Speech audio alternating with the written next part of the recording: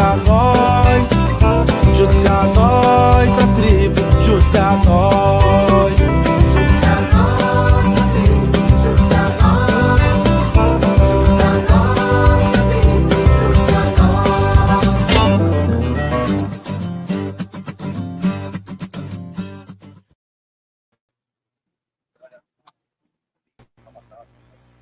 Olá, boa noite. Sejam todos bem-vindos a mais uma noite no canal Desplugadas. Boa noite, manas. A Shirley já entra na live, ela escutando mensagem.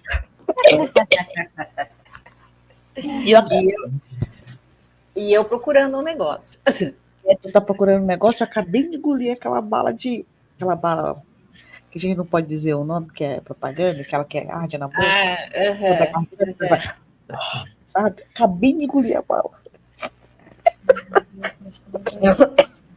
Boa noite, gente. Boa noite, queridos inscritos neste canal, companheiros de toda hora de live. Hoje é quarta-feira. Quarta-feira? Isso, quarta-feira. Nós temos um grande convidado, um parceiraço, uma pessoa assim valorosa, estudiosa e de uma comunicação assim, tão clara e de um jeito de se expressar tão claro que a gente acaba percebendo as coisas com tanta facilidade, o jeito dele se comunicar, que a gente fica encantada tanto com o conhecimento dele, quanto do jeito dele passar a mensagem dele. E é um menino, encantador, é um menino, tá? Então, com vocês, seja bem-vindo, querido Matheus, do canal Amanita Muscaria. Como vai, Matheus? Boa noite, seja bem-vindo. Boa noite. Eu queria começar agradecer tem um inscrito meu que, na verdade, eu só comecei a ler esse livro por causa dele, né? Que é o Logan Bushido.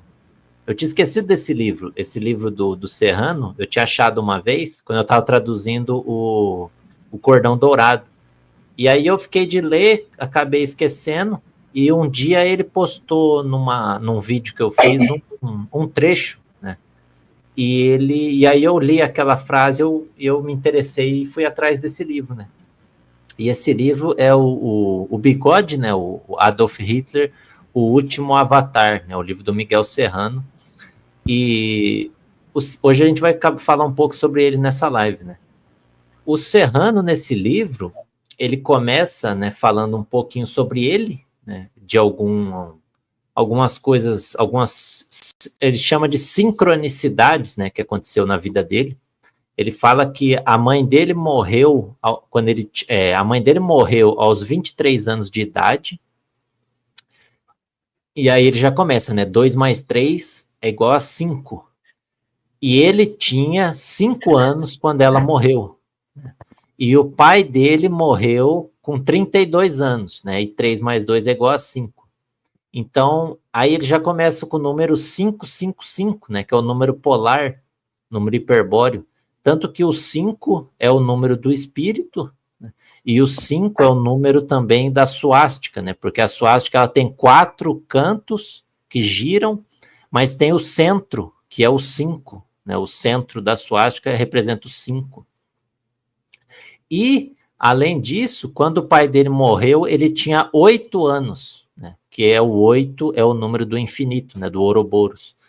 Então, são muitas sincronicidades, né, coisas que acontecem na vida, que parecem que não têm significado, mas são coisas que, se você olhar, elas têm até um significado esotérico por trás, né, principalmente a questão das idades. E o Serrano fala que foi só por causa desses acontecimentos, né, que ele acabou tendo ali uma infância bem difícil, bem complicada, né? Perdeu os pais jovens, e foi só por causa desses acontecimentos que ele acabou chegando na onde ele chegou na vida, né? E ele ainda fala mais para frente no livro que a lei dos Siddhas é o sincronismo, né? Mais para frente ele acaba falando sobre isso. Mas ele começa o livro falando do Chile, né? Ele fala ali daquela época do Chile, que você teve os movimentos nacionalistas dos jovens, né? Teve muito aqui no Brasil, né, com Getúlio Vargas, bem aquela época ali que um pouco antes da Segunda Guerra começar, né, que você tinha aqueles desfiles na Alemanha, e vários países começaram a trazer essa cultura nacional socialista, principalmente aqui na América, né, você teve muito isso. Você teve na Argentina, era muito forte o movimento nacional socialista. No Brasil, né, a juventude do Vargas ali, eu não lembro exatamente o nome dos movimentos, sou meio ruim de guardar nome, mas você tem aqui no Brasil teve muito, né? Teve até um movimento de extrema-direita aqui, na época das eleições do Getúlio Vargas. Você teve na Argentina muito forte, em vários países da América Latina e no Chile muito forte. Você teve a juventude chilena lá, e o Serrano começa falando sobre isso, né, desses movimentos. Mas o Serrano fala que todos esses movimentos, eles começaram a ser infiltrados, né, pelo pessoal ali da lojinha, né? Naquela época já estava bem forte a lojinha, e eles começaram a ser infiltrados, todos esses movimentos, a ser minados por dentro, até que chegou ali mais ou menos em 44, um pouco antes da queda, né? 44, 45, quando começaram a acontecer as traições, né? As traições, tanto de centenas de países, né, que se voltaram contra a Alemanha, o próprio Japão, que depois acabou saindo do eixo, né? A Itália, eles acabaram traindo, e isso aconteceu no Chile também, né? E tanto que o movimento, o líder desse movimento, ele foi preso na época, e muitos jovens desse movimento foram massacrados nas ruas, né? E tanto que o Serrano, se você pegar as obras do Serrano, ele fala sempre de um Jazão, né? Tem um personagem que chama Jazão.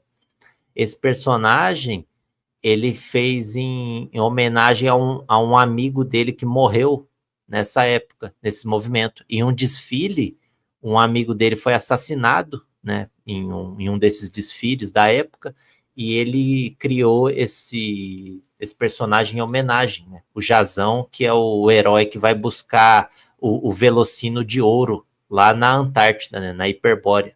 Ele vai buscar o Velocino de ouro. E o Serrano criou nas obras, ele traz muito esse Jazão em homenagem a esse amigo dele. E o Serrano fala que foi ali, nesses movimentos do Chile, que ele começou a trabalhar nas rádios era tipo um jornal, um editorial que ele lançava cartas, né, ali. E por causa desse trabalho que ele começou a fazer em favor do Bigode, né, em apoio ali à Alemanha, ele teve contato com muita gente das SS, né, recebeu muito documento oficial das SS, teve contato com muitos ali alemães da época, e foi através disso que ele conheceu o mestre dele, que levou ele para iniciação, né, foi quem iniciou ele na verdade, ele foi iniciado em uma ordem que era uma ordem do Tibete, né? Era uma ordem de mestres do Tibete, que ele chamava de os mestres invisíveis, né? Os guias invisíveis.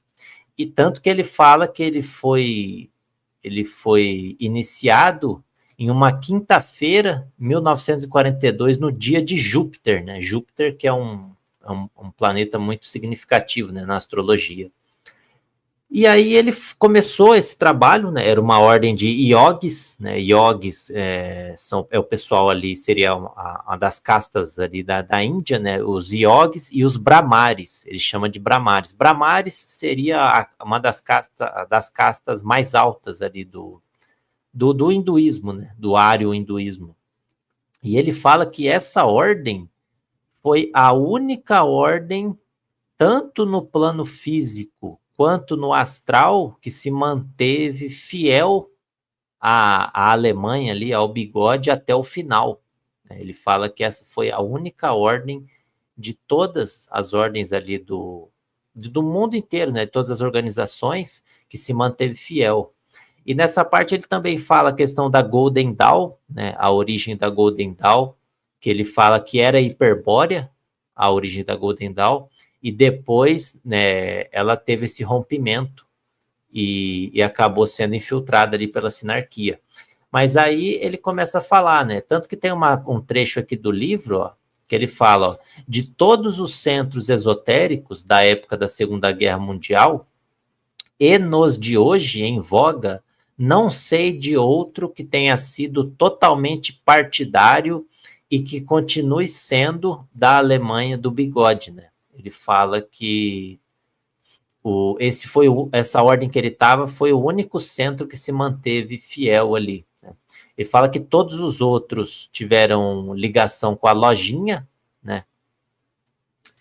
E ele também fala da Ordem Thule, né? A Ordem Thule, que foi uma das responsáveis até pela criação do próprio nacionalsocialismo, né? Que foi uma origem ali de todas essas ordens.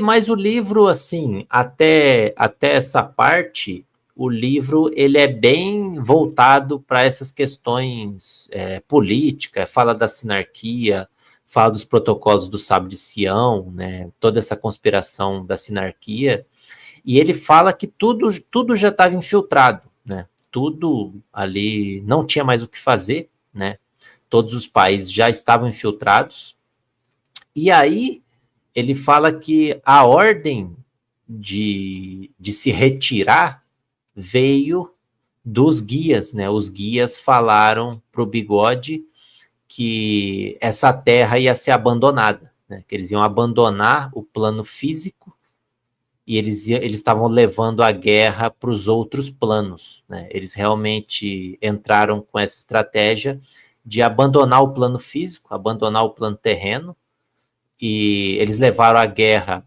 para o astral e para os outros planos, tanto que o próprio mestre do Serrano fala que uma semana, eu não lembro a data exatamente, mas um pouco antes da rendição da Alemanha, ele viu um espírito branco no astral saindo, o espírito feminino branco saindo da Alemanha, né, e indo para a Antártida. E depois ele viu o próprio Bigode no astral também partindo, né. Foi um pouco antes da rendição, da suposta rendição, né, porque o Serrano fala que os primeiros a chegarem no bunker foram os russos, e eles encontraram mais de 14 clones, né, do Bigode.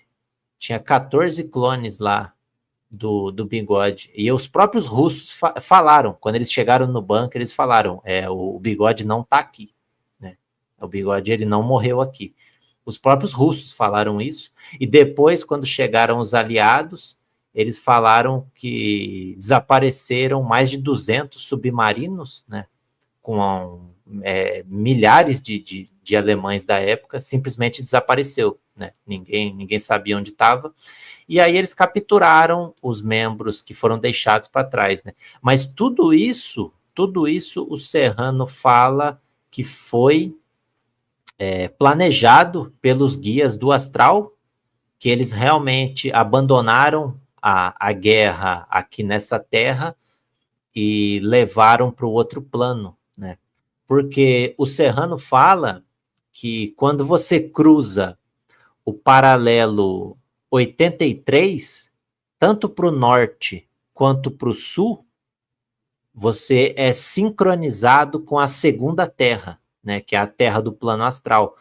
É como se fosse uma sincronização. Por isso que é proibido. O pessoal até da Terra plana fala, né? Ah, mas por que não tem voo para a Antártida? Por que não tem voo comercial que passe em tal lugar, que passe em outro lugar? O Serrano diz que se você for, né, não importa a direção, mas se você ultrapassar um certo paralelo, você começa a ser sincronizado com a Terra do astral. Porque a Terra do astral ela é uma segunda camada, entendeu? É como se fosse esse universo é como se fosse uma cebola.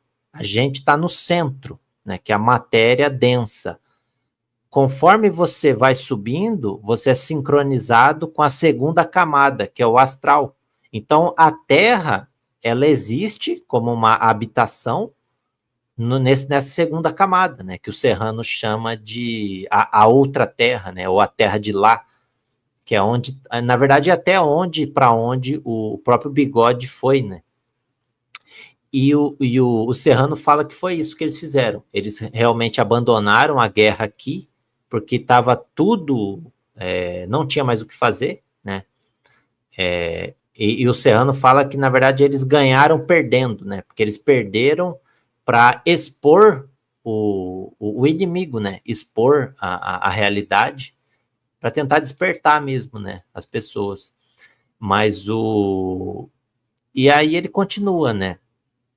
Ele fala dessa questão que foi um plano deles, que eles iam abandonar a terra física, iam levar a guerra para os outros planos e depois eles iam voltar, mas essa terra aqui seria destruída, né? Essa terra seria liquidada, porque teria um retorno, né? E uma guerra final, e essa terra seria destruída. Pelo menos esse era o planejamento da época, né? Ali do pessoal.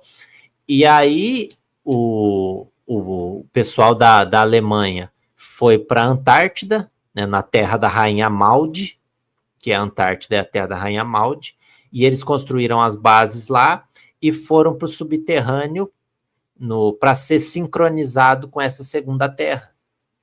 Tanto que quando o Almirante Byrd foi atrás deles, o Almirante Byrd, ele chegou nesse ponto de sincronização, que é entre uma terra e outra, e ele jogou uma bomba atômica lá para tentar pegar os alemães, né, nessa segunda terra.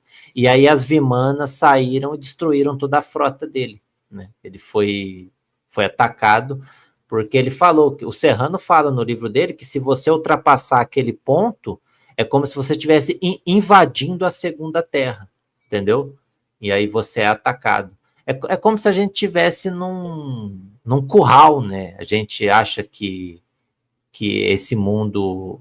O pessoal da Terra plana acha que esse mundo acaba na Antártida, né? Mas não, a Antártida é só um ponto de passagem para uma outra terra. E vai subindo, são várias camadas, né? Mas aí o Serrano, ele fala dessa parte.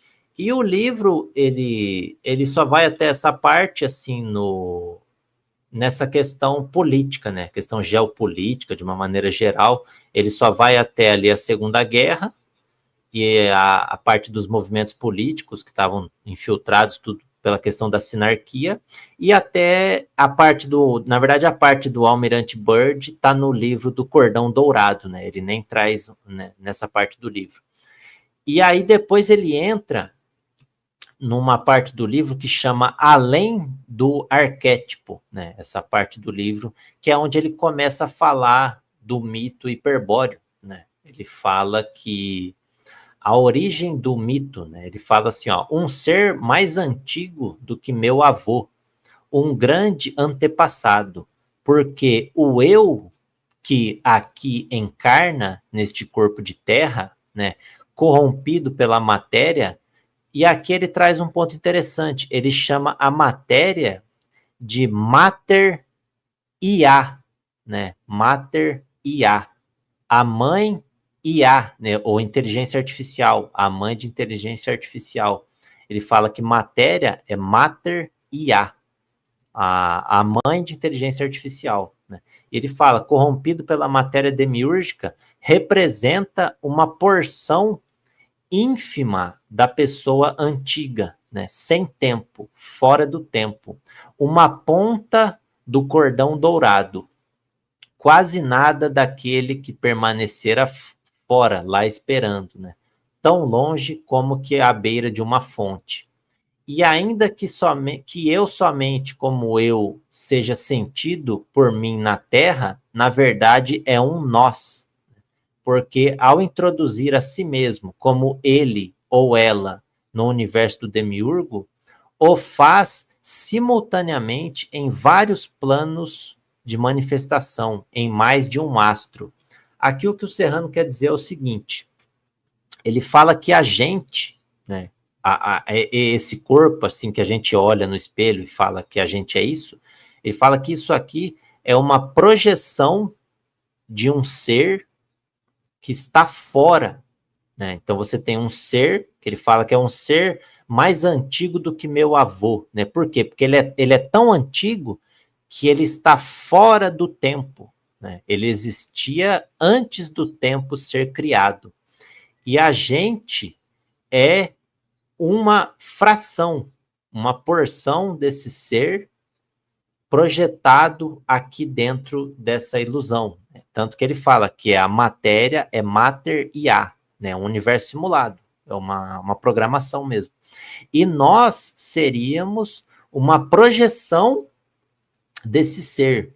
É como se a gente fosse um holograma, né? Uma holografia desse ser original projetado aqui, dentro dessa matéria. Ele fala que a gente seria uma projeção involuída desse ser, né? Como se esse ser ele se projetasse em um corpo menos evoluído, né? Vamos dizer assim, um corpo mais primitivo, que seria a criação do demiurgo, né? Esse ser que se projetou aqui dentro. Então nós seríamos uma parte do cordão, e ele chama essa conexão entre a gente e esse ser de cordão dourado. Ele fala que toda a raça hiperbórea está conectada pelo cordão dourado, que é esse fio que sai lá do ancestral e chega até a gente. Né? Então a gente também está conectado ao ancestral. E aí da onde que ele tira isso, né? Esse mito hiperbóreo, ele tira ele chama de a cosmogonia órfica. Ele fala que é a cosmogonia mais antiga que existe. E quem resgatou isso foi as SS, né, da Segunda Guerra, que eles tinham uma organização dentro das SS que era responsável pela busca de mitologias. Eles eram responsáveis só por isso. Eu não lembro se era a Einenberg, acho que era o nome.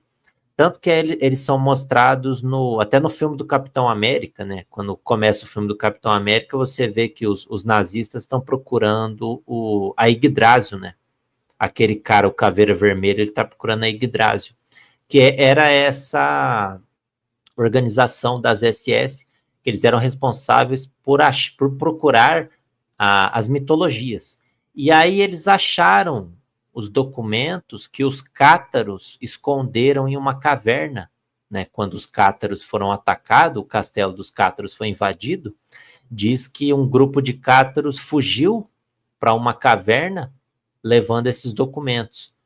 E nesses documentos eles encontraram toda essa cosmogonia órfica, né? O resgate do mito hiperbóreo, e também encontraram a ciência que ajudou eles a construir os Vimanas, né? As máquinas, os OVNIs, né? Estava tudo nesses documentos. Eles resgataram, e esses documentos, eles trazem o mito hiperbóreo, que eles falam o seguinte, que no começo existia o ovo órfico, né? E cada ovo era um universo em si mesmo, né? Tanto que é muito parecido com o que o hinduísmo chama de Purusha, né? O Purusha é o ser completo, ele é completo nele mesmo. Cada Purusha é um universo em si mesmo, né? Seria mais ou menos assim, cada Purusha é um demiurgo, é um criador, mas é um criador dentro de si mesmo. Então, esse ser, que é chamado de... os alemães chamavam de Selbst, né? O Selbst, ou o espírito, ele era o ovo órfico. E por algum motivo, esse ovo órfico, ele se partiu, né? Aí entra a questão do mistério, né? Eles não sabem se o ovo se partiu por causa do princípio masculino ou do princípio feminino. Mas o Serrano fala que nesse ovo tinha os éons, né, os éons hiperbóreos. E o éon hiperbóreo, ou ele é masculino, que o Serrano chama de ele, ela, ou ele é feminino, que é o ela, ele, né? Mas todo masculino tem também a sua parte feminina, né? Então, o ele tem a sua ela, e o ela tem a sua ele. E nessa mitologia do ovo, quando o ovo se parte, você tem a fuga de um dos dois princípios. Então, ou o ele caiu no universo, né, no universo mais denso da matéria, para buscar, né, ali, o Serrano fala que no começo foi como se fosse um jogo, né, eles estavam buscando uma aventura. Então, ou o ele caiu, né, se projetou nesse universo mais denso, ou foi o ela, né, o ela seria o feminino. Então, quando é o ele, aí o ele parte na jornada, ele cai aqui no universo do Demiurgo, e a ela depois vem atrás dele para resgatar ele, né? E quando é o contrário, é a ela que caiu, o ele vem atrás para tentar resgatar. Mas quando os dois descem, fica um terceiro lá no ovo esperando, que é esse que é o espírito, né? Esse é o Selbst. O Serrano fala que o espírito, ele nunca saiu de lá. O espírito, ele ainda está no ovo órfico, ele ainda está lá. Mas só que os outros dois foram enviados, né? Ou caíram aqui, ou foram enviados, mas um terceiro ficou lá. Tanto que aqui, o Serrano, ele traz uma modificação da runa Hagal. A runa Hagal é o cubo, ela é o cubo, aquele cubo de 6 lados. Eu não sabia disso, né? O Serrano, ele traz uma visão diferente dessa runa, que é a visão de que essa runa representa a totalidade. Deixa eu só pegar aqui a imagem da runa.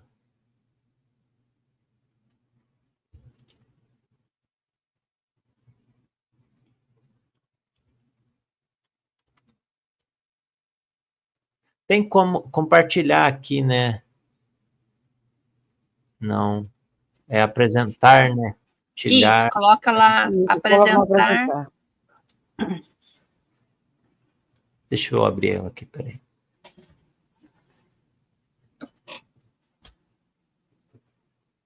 É apresentar, compartilhar tela. É compartilhar tela ou arquivo? Tanto faz. Compartilhar a tela vai até mais rápido. Deixa eu vir aqui, então. Tela, aqui. Tá vendo essa runa aqui, ó? Para lá. Pronto.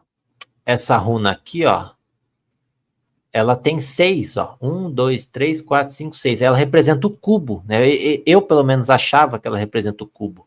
Mas o Serrano fala que na mitologia hiperbórea, ela representa os dois que caíram e o terceiro que ficou para trás, né?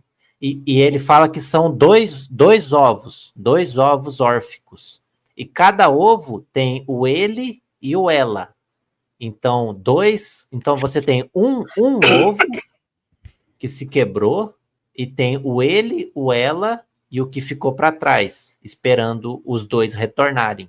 E o segundo ovo, que também tem o ele, o ela e o que ficou para trás, esperando eles retornarem. E quando todos eles retornam, eles se tornam completos, eles se tornam a totalidade, que é o que o Serrano chama de nós, né?